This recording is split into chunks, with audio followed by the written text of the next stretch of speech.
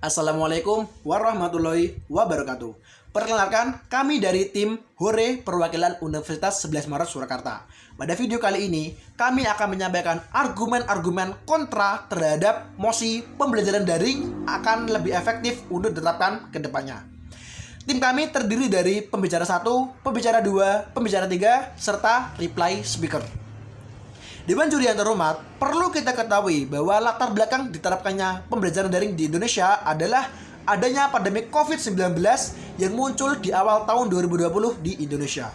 Ini merupakan salah satu upaya pemerintah memutuskan mata rantai penyebaran COVID-19. Di sini kami menggunakan limitasi penerapan pembelajaran daring untuk semua jenjang pendidikan di Indonesia. Adapun maksud dari keefektifan penerapan pembelajaran daring kedepannya adalah ketika pandemi telah usai dan kehidupan telah kembali normal, pembelajaran daring ini masih diterapkan di semua jenjang pendidikan di Indonesia. Dewan juri yang terhormat, berdasarkan data yang telah kami peroleh, pembelajaran daring ini tidaklah efektif untuk diterapkan ke depannya. Karena masih ada banyak tenaga pendidik di Indonesia yang belum bisa menguasai strategi pembelajaran apa yang harus digunakan ketika pembelajaran daring. Kita telah mengetahui bahwa tenaga pendidik sebelum melaksanakan proses pembelajaran di kelas haruslah membuat sebuah rancangan proses pembelajaran atau RPP. Namun ketika pemberlakuan kebijakan pembelajaran daring, ini adalah terkesan mendadak bagi semua tenaga pendidik di Indonesia. Karena mereka belum pernah sama sekali mendapatkan pembekalan bagaimana caranya melaksanakan pembelajaran daring. Sehingga mereka kesulitan untuk membuat RPP yang sesuai dengan pembelajaran daring. Ini sesuai dengan yang dikatakan oleh Menteri Pendidikan dan Kebudayaan Indonesia, Nadiem Makarim, ketika diliput oleh jurnalis Detik News. Beliau mengatakan bahwa masih ada banyak sekolah di Indonesia yang belum bisa menerapkan proses pembelajaran yang menyenangkan. Dan tenaga pendidik cenderung berfokus pada banyaknya materi yang disampaikan kepada peserta didik. Beliau berharap tenaga pendidik lebih berfokus pada kualitas materi yang disampaikan kepada peserta didik. Oleh karena itu, kami dari tim kontra menyatakan tidak setuju bahwa pembelajaran daring ini tidaklah efektif untuk diterapkan ke depannya. Baik, saya sebagai pembicara dua akan menyampaikan argumentasi yang selanjutnya, yaitu Indonesia belum siap untuk menerapkan pembelajaran daring. Indikator yang diperlukan untuk pembelajaran daring ini, yang pertama yaitu fasilitas atau infrastruktur yang memadai, yang kedua yaitu kesiapan guru untuk pembelajaran online, yang ketiga adalah kesiapan orang tua untuk mendampingi peserta didik. Banyaknya masalah yang muncul di Indonesia membuat Indonesia itu belum siap untuk pembelajaran daring. Yang pertama yaitu minat literasi di Indonesia yang sangat rendah atau masih sangat rendah. Yang kedua yaitu siswa masih belum memiliki kemandirian dalam belajar. Yang ketiga yaitu siswa masih kurang kesadarannya dalam belajar. Yang keempat atau yang terakhir yaitu tingkat teknologi yang masih rendah di Indonesia. Nah, sebagai contoh atau sebagai bukti dari argumentasi ini yaitu tingkat literasi Indonesia pada penelitian 70 negara itu berada pada nomor 62. Saya tegaskan sekali lagi bahwa Indonesia berada pada nomor 62 dari penelitian 70 negara tentang tingkat literasinya. Hal ini disampaikan oleh staf ahli Menteri Dalam Negeri Suhadjadi Antoro pada rapat koordinasi tahun 2021.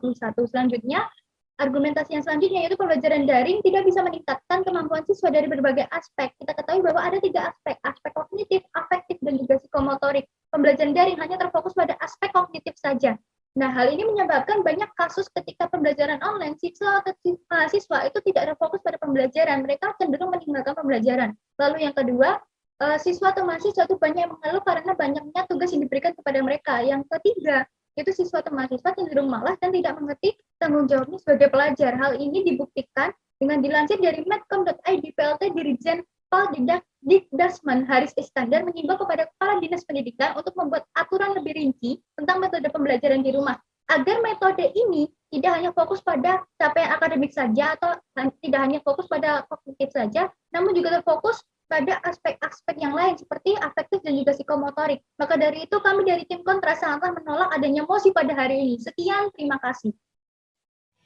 Di sini saya selaku pembicara 3 dari tim kontra akan mengulas kembali mengapa kami menolak mosi pembelajaran dalam jaringan lebih efektif untuk diterapkan ke depannya. Dewan juri yang terhormat, ketidakefektifan yang pertama bisa dilihat dari tenaga pendidikan yang belum bisa menerapkan strategi pembelajaran yang tepat. Kegiatan pembelajaran tatap muka terbukti lebih efektif daripada daring atau online. Bahkan, pakar pendidikan Universitas Brawijaya Aulia Lukman mengatakan, selamanya profesi guru tidak akan tergantikan oleh teknologi. Menurutnya, pembelajaran penuh secara daring banyak menimbulkan keluhan, baik dari peserta didik, orang tua, maupun guru. Dilansir dari kompas.com, guru senior pun merasa kesulitan karena mereka sebagian besar tidak paham dengan teknologi. Kemudian dari kami yang selanjutnya yaitu Indonesia belum siap untuk menerapkan pembelajaran daring. Baik dari sisi infrastruktur belum merata dan memadai. Penguasaan teknologi di Indonesia juga sangat rendah. Dari ITU tahun 2017 menyebutkan indeks TIK Indonesia berada di posisi 111 dari 176 negara. Kemudian dari kami, para Dewan Juri yang terhormat, argumen berikutnya pembelajaran daring sejatinya kurang efektif untuk menyampaikan keseluruhan dari materi pembelajaran. Hasil survei KPAI, 81,8% responden kata siswa selama pembelajaran daring, para guru lebih menekankan pemberian tugas dibandingkan penyampaian materi atau diskusi tanya jawab. Menurut Retno Listianti, Komisaris KPAI, peserta didik mengeluhkan tugas menumpuk hingga siswa kelelahan, kurang istirahat. Sehingga bisa dibayangkan Dewan Juri yang terhormat, belum selesai tugas yang pertama pun siswa sudah datang tugas yang selanjutnya dari guru yang lain. Dari kami mengambil solusi bahwa keefektifan kedepannya setelah pandemi, pembelajaran daring tidak bisa diterapkan sebagai pembelajaran utama, namun dikombinasikan antara daring dan luring, dengan fokus utama di pembelajaran luring atau tatap muka, terkhusus siswa membutuhkan praktikum dalam materinya. Dengan demikian, kami dari tim kontra menolak mosi bahwa pembelajaran daring efektif diterapkan kedepannya. Terima kasih. Yang telah dijelaskan oleh pembicara 1, pembicara 2, dan juga pembicara 3, terlihat bahwa tim kontra itu sangatlah menguasai mosi pada hari ini, dan tim kontra sangatlah menolak mosi pada kali ini, yaitu pembelajaran dalam jaringan atau online lebih efektif untuk diterapkan ke depannya. Tim kontra tidak setuju dengan adanya mosi ini dengan memberikan argumentasi-argumentasi, yaitu tenaga pendidikan belum bisa menerapkan strategi pendidikan atau strategi pembelajaran yang tepat. Lalu, Indonesia belum siap untuk menerapkan pembelajaran daring, dan yang terakhir, pembelajaran daring tidak bisa meningkatkan kemampuan siswa dalam berbagai aspek. Pembelajaran daring hanya berfokus pada kemampuan kognitif saja tanpa berfokus pada kemampuan psikomotorik dan juga afektif dari siswa. Maka dari itu, kami sangat menolak adanya mosi pada kali ini dengan memberikan bukti-bukti pendukung atau bukti-bukti konkret dan juga memberikan solusi yang akan lebih baik diterapkan pada kedepannya ketika Indonesia sudah dalam keadaan normal. Maka dari itu, dengan tegas, tim kontra menjelaskan bahwa tim kontra sangatlah menolak mosi pada kali ini.